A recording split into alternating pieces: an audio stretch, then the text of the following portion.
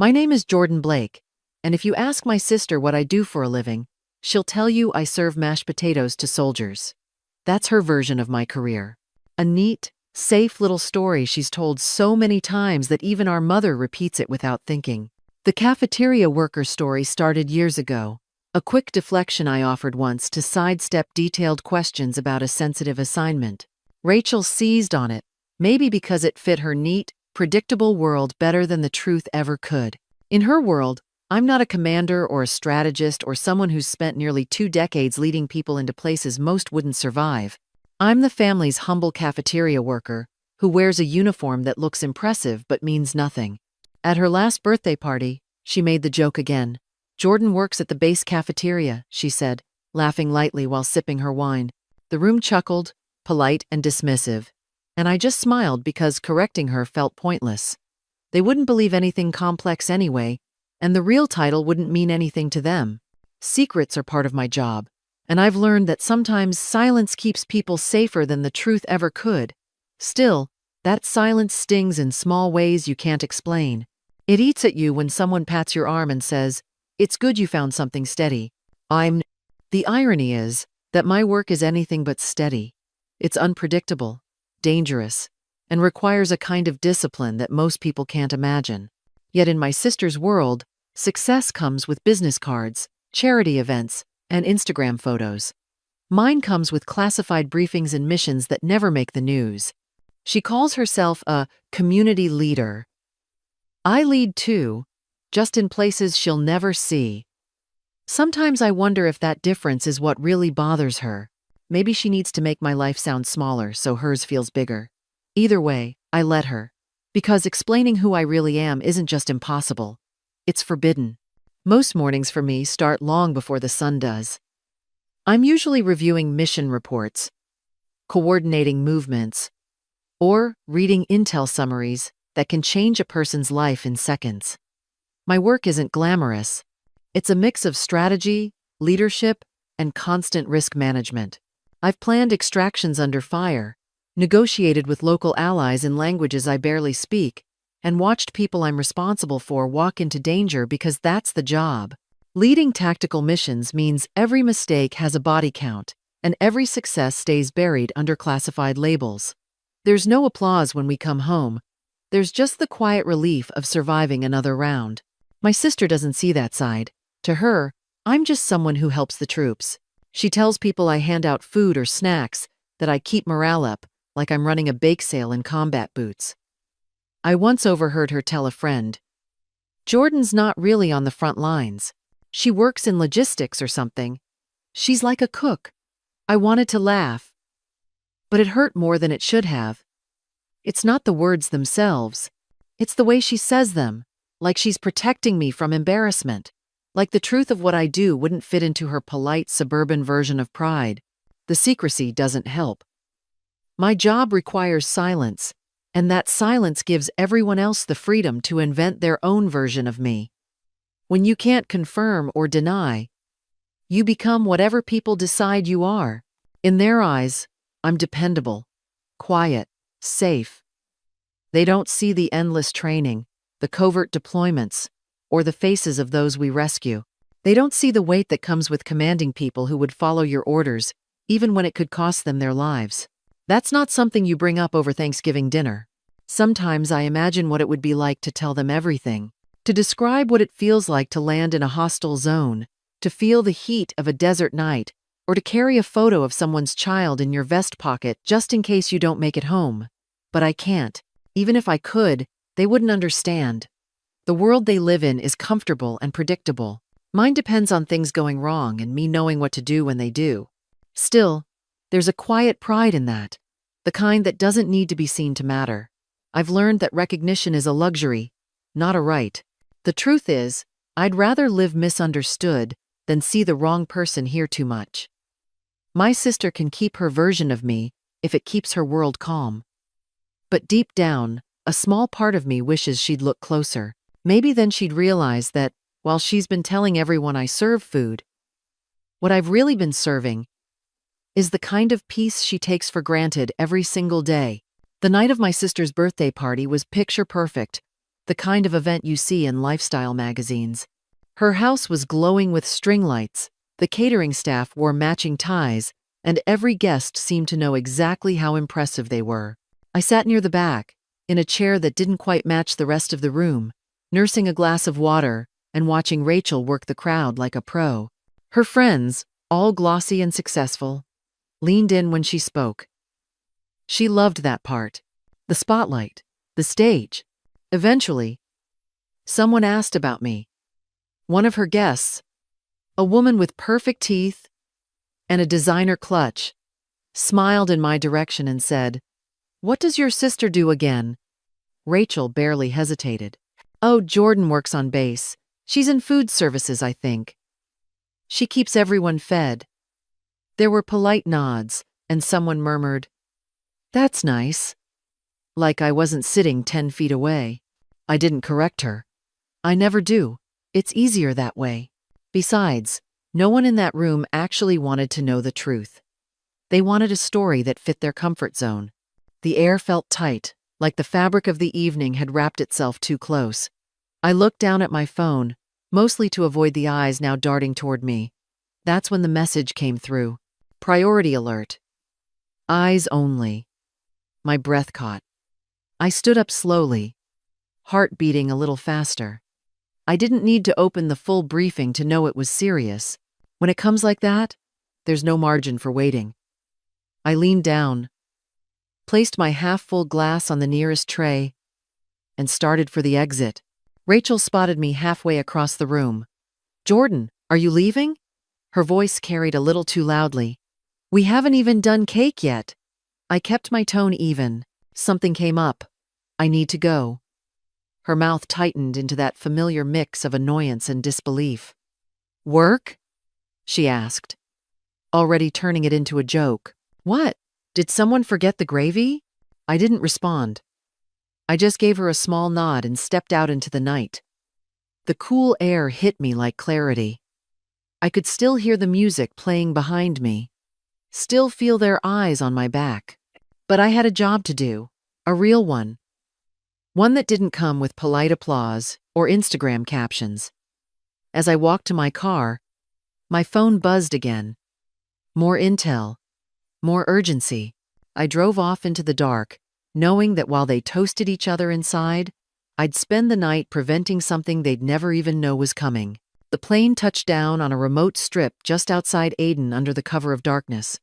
The heat hit like a wall even after midnight, and the weight of the mission settled in my chest before my boots hit the ground.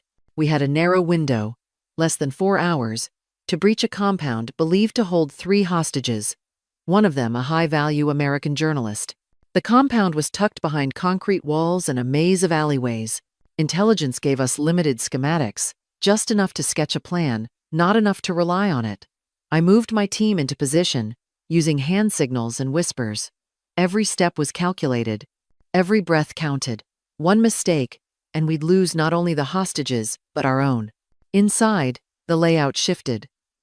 What was supposed to be a storage room was barricaded. What looked like an empty hallway held 2 armed men. We neutralized them fast. Clean. No shouting, no time for second guessing. I kept one hand on my radio and the other near my weapon, issuing quiet commands as we moved deeper. My team trusted me. That trust is earned in training, in failures you survive, in the quiet after a firefight when you all realize you're still breathing. We found the hostages on the 2nd floor, hands bound, blindfolded, dehydrated, but alive. The look in their eyes when we pulled off those hoods stays with me. Relief, confusion, fear. One of them whispered, "Are we safe?" I told him, "Not yet." Because that's the truth. Rescue is just the start. Extraction is where you earn it. The exfil point was compromised halfway out. A patrol we hadn't expected cut off our primary exit, and we had to reroute through a narrow street crawling with informants. I made the call to split the team. Half would escort the hostages. I'd stay behind with 2 others and draw attention. Not everyone agreed, but they followed orders. That's what leadership means. Making calls no one wants to make, and carrying the weight if they go wrong. We pulled it off. Barely. A decoy explosion gave our second team just enough cover to slip out. I took a round in the vest but kept moving. By the time we reached the fallback location, I could barely breathe.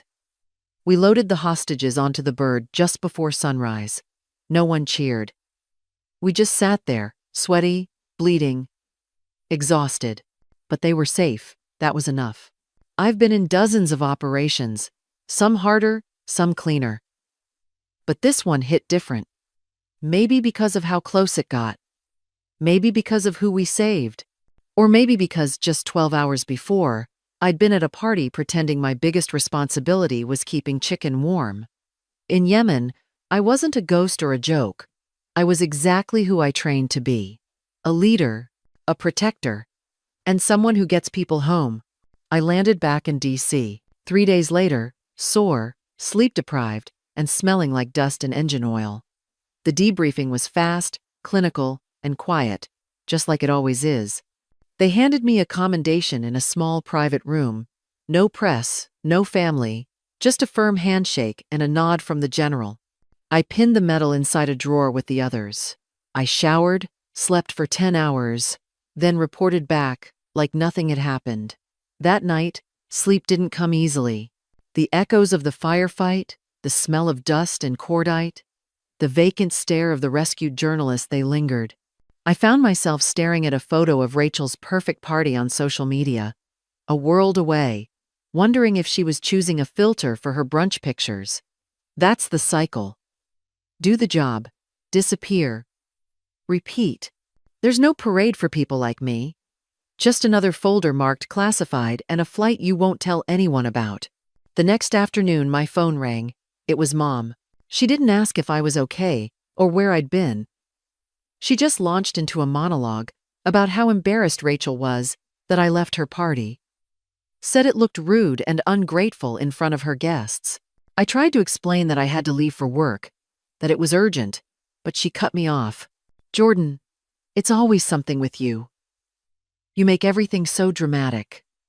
I sat there, holding the phone to my ear, staring at the medal on my dresser, the one I couldn't even talk about.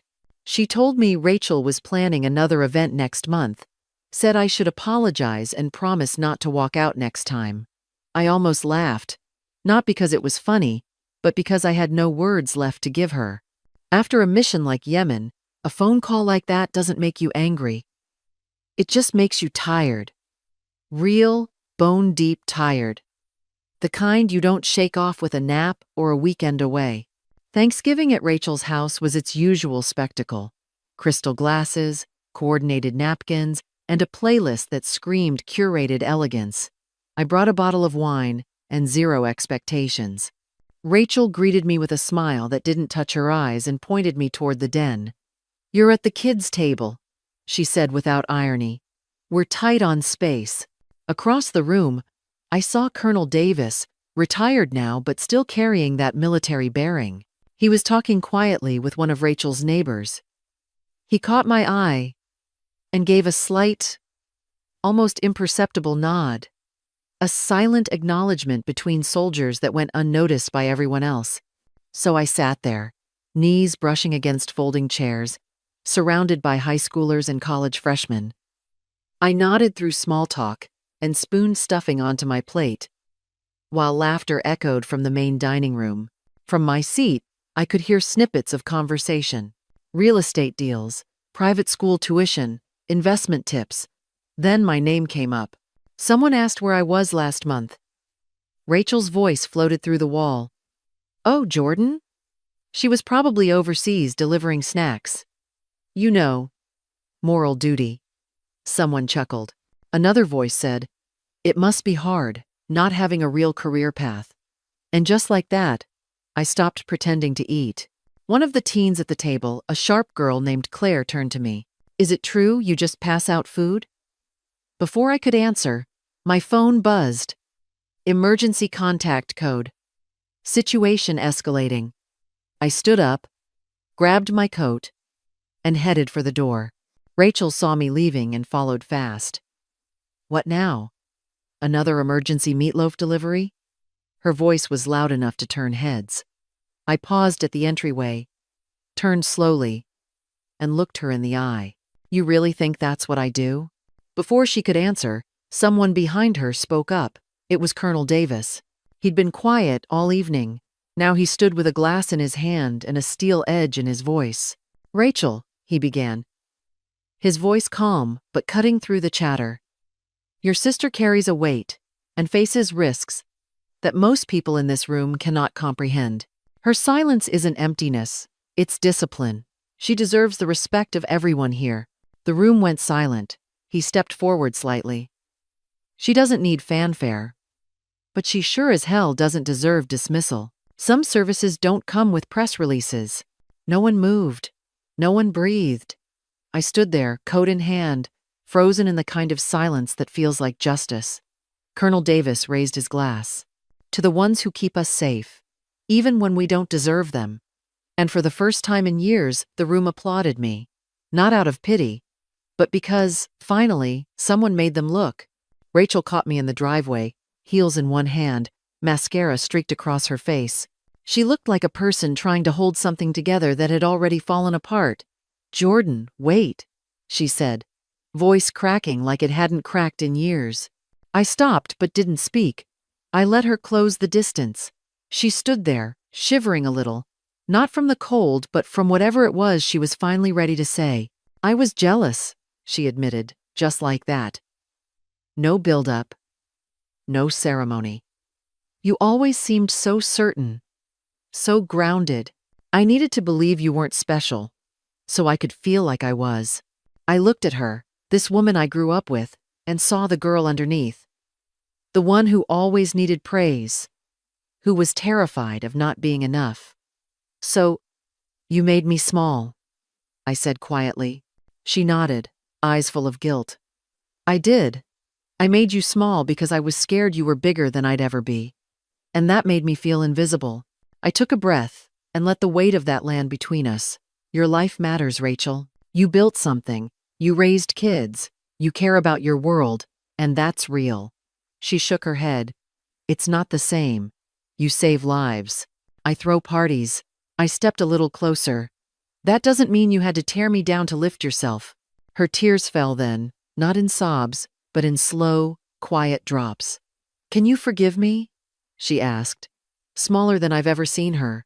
I thought about it, about years of whispered slights and wrong assumptions, about the way she'd decided who I was without ever really asking. I can, I said finally. But I need you to understand something. My life is complicated. I will always leave early. I will always miss holidays. I will always keep secrets. That's the job. And if you can't accept that, then we can't move forward.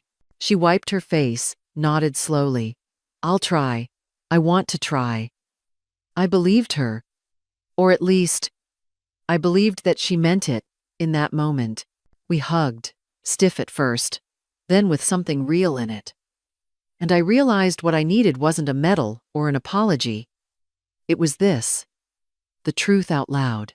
The space to be myself without shrinking to fit someone else's story. Family doesn't always understand the parts of us we're not allowed to explain. Sometimes they fill in the blanks with stories that make sense to them. And if you're quiet too long, those stories become truth, whether you meant for them to or not. I used to think I needed them to see me clearly to feel whole. But I've learned that being known isn't always about sharing every detail. It's about being believed, even in silence. I'm not just a soldier. I'm a sister, a daughter, a woman who's lived 2 lives in one body, and I've stopped needing applause to know my worth. All I ask now is that when I say my work matters, someone believes me, even if I can't say why.